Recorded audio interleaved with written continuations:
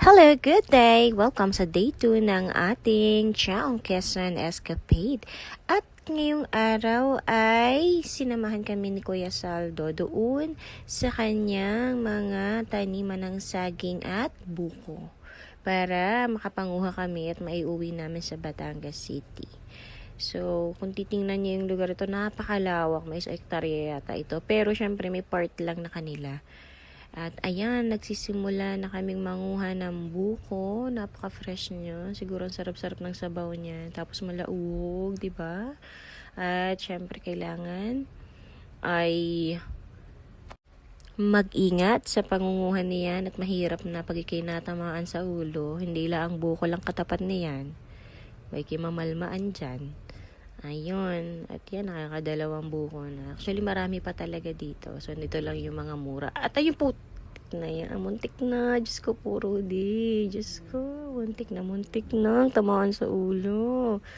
Diyos ko'y mag-iingat. At tunay ng malayo ang ospital din sa Quezon. At ayan. Sige, kuha pa. Siguradong napakasarap na yan. Sabi ni Kuya Saldo, meron din diyang makapuno. Ayun ang masarap gawing bukayo. At ayan, habang iniintay naming makuha lahat yan, nagtitingin-tingin din sa paligid si Kuya Joel para sa saging. Ayun, binuksan na, tinimusan na, napakasarap ng sabaw niyan. Grabe. Tapos ayan, hindi lang kita pero wala uhog yan. Napakasarap. Kahit wala pang amo sa lihi, sarap timusan niyan. Ayan, si Kuya Joel, busy sa pagbabalat ng buko. Tuwan-tuwa si Kuya Saldo, panay kwento niyan. Ayan, 'di ba? Sa lawak na 'yan, di napakadaming saging makukuha mo. Ayan na nga. Ito na ang finished product. Umikot lang ako saglit eh. Ayan na, andyan na yung mga saging. Ang dami na napanguhang saging at saka buko. Aba, ay unang tricycle ni Kuya Joel. Ari na may sa aming tricycle. Tingnan nyo naman, Diyos ko, kung gaano kadami ng saging. Ay, kung Fortuner ang dala, ay mas madami pa din eh. Ang pwedeng mapanguhay sa lawak ka naman. Naring lupain ng Kuya Saldo din eh. Daming sagingan. Eh, di kay kayang-kaya pang magkarga ng isa pang tricycle ng saging at niyog. Yan, nakabalik na kami dito sa bahay ni Kuya Sal. Dito, rest house talaga to ng parents niya. Sila yung namamahala. Ayan, kung titingnan ninyo, napakaganda talaga ng lugar niya.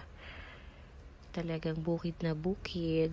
Ang ganda ng kubo. Yan ang gusto ko sa taas eh. Gusto ko makapagpagawa din yan. At sa tunay lang, napakasarap ng buhay probinsya.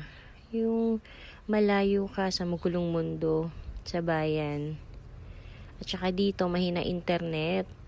Walang wifi. Kaya ayan, ang mga bata, kanya-kanyang gawa ng paraan para makapaglaro sila.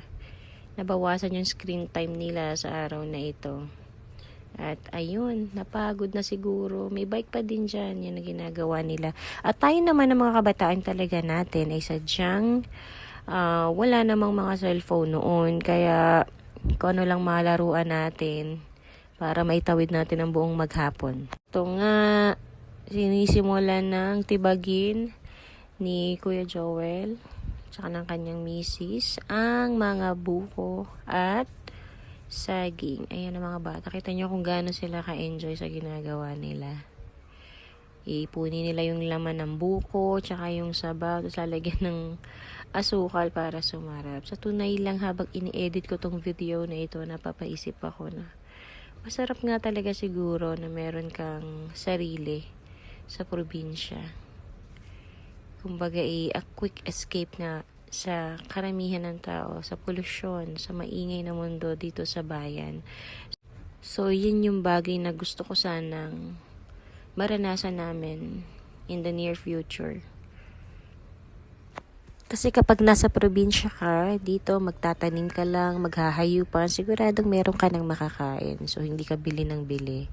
So, kailangan masipag ka lang talaga. At hindi naman masamang mangarap, malay natin sa banda-banda riyan, di ba? Sipag at syaga lang yan. Nag-umpisa din naman kami talaga sa wala ni Mr. na pagsumikapan lang talaga namin ang aming buhay.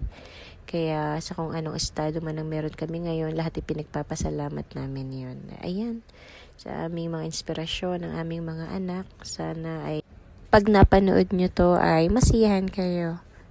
At ito na nga ang aming paghahanda para sa pag-alis.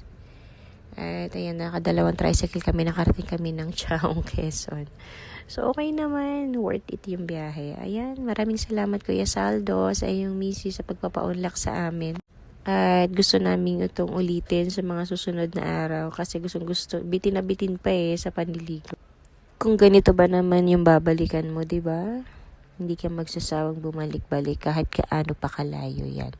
Kaya sa ngayon, uuwi na muna kami ng Batangas City at pagpaplanuhan ulit namin ang sunod na lakad. Thank you again sa inyong panonood. Have a great day. Bye!